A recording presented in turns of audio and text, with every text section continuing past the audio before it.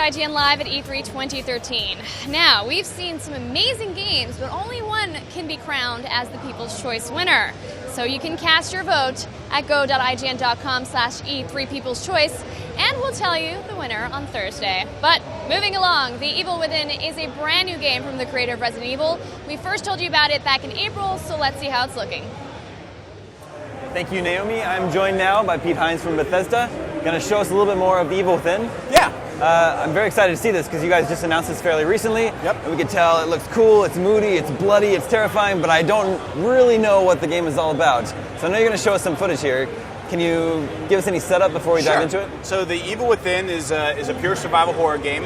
It's led by Shinji Mikami, who is the father of survival horror. Basically, started the genre back with Resident Evil. Sure. And it's his desire to take survival horror back to kind of where he would like to see it, which is not quite so action heavy, more balanced, where it's about managing your resources, feeling kind of vulnerable and like you might die at any given moment. It's not about plowing through a bunch of enemies, but trying to scare you and keep you off balance and make you use your wits to get through different areas. It's a dynamic game where you get to sort of approach situations and figure out, well, am I going to fight here? Do I run away? Am I going to use traps? Kind of, ebbing and flowing all throughout the game. So that sounds awesome to me. I'm a fan of those old school survival horror games. So yeah, absolutely. Going back to it sounds great. Let's jump into the demo here. Okay. So what you're going to see is footage from early part of the game. So the game, you play a detective named Sebastian, who's called out to an incident at an asylum. He gets out there with his colleagues.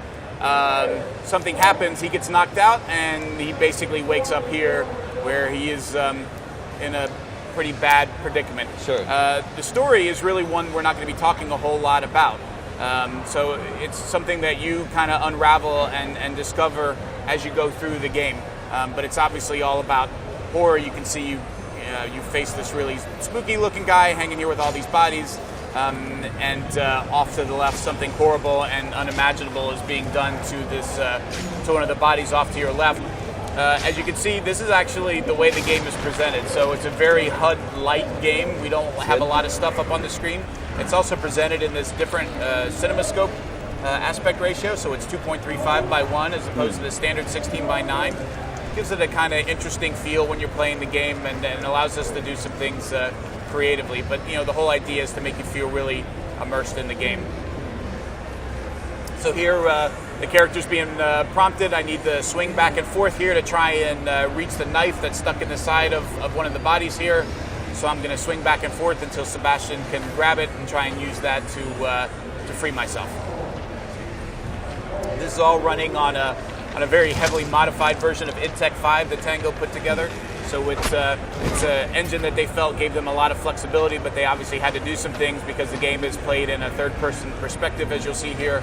But they're able to add a lot of effects with light and shadow, and really detailed words. We don't have audio here on stage, so let me know if I'm missing any important audio cues or dialogue. The big thing here is that it's not just about straight action and running around. You can see Sebastian going into stealth mode there to try and move through without being detected. He gets to the door here and finds it's locked, so now you have to find the key. And as you move back here to where this guy is hacking apart this body, you'll notice that there's a glint on a hook over there, so Sebastian has to figure out how to get to the key. It is a game that is very dynamic, so the AI is going to move through the world in unpredictable ways. It's not going if you move through here and die, it's not going to play out exactly the same way each time in terms of how the characters move. Again, you'll notice sort of the UI stuff comes up and then goes away. Again, wanting to create a really immersive experience. Now I've got the key, I'm going to go move to unlock this door. But everything from the pace at which Sebastian moves through the world, you notice even how he opens doors and kind of how that feels to the player, that it opens slowly and you're almost craning your neck to look around and see what's on the other side of the door as he's opening it. I mean, I can already feel that tension of trying not to make a noise, not trying to and it's one of those things like, you don't really know, like, what's the point at which I can move through here quickly and not have to worry about it versus, really having to move slowly so that I'm not making too much noise, attracting the attention of enemies.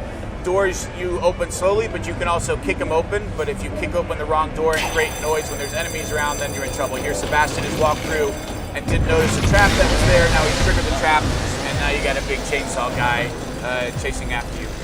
One of the big themes of the game is the use of traps.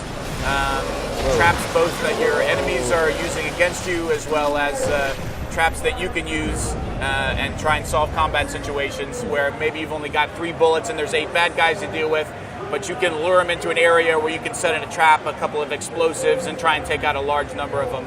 You can shoot enemies in the leg and wound them and have them fall down, and then rather than using a bullet to finish them off, you have matches, and you can use your matches to run up and light them on fire. Except you never know when an enemy has been downed and he's actually dead, or if he's laying there faking it and waiting for you to come light him on fire so he can jump up and get you. So again, we never want it to be predictable. Sometimes a headshot will kill a guy, sometimes you'll see him sort of shake it off and keep coming at you. That unpredictability sort of never makes you feel entirely comfortable that you're in control of the situation, which is part of where that tension comes from.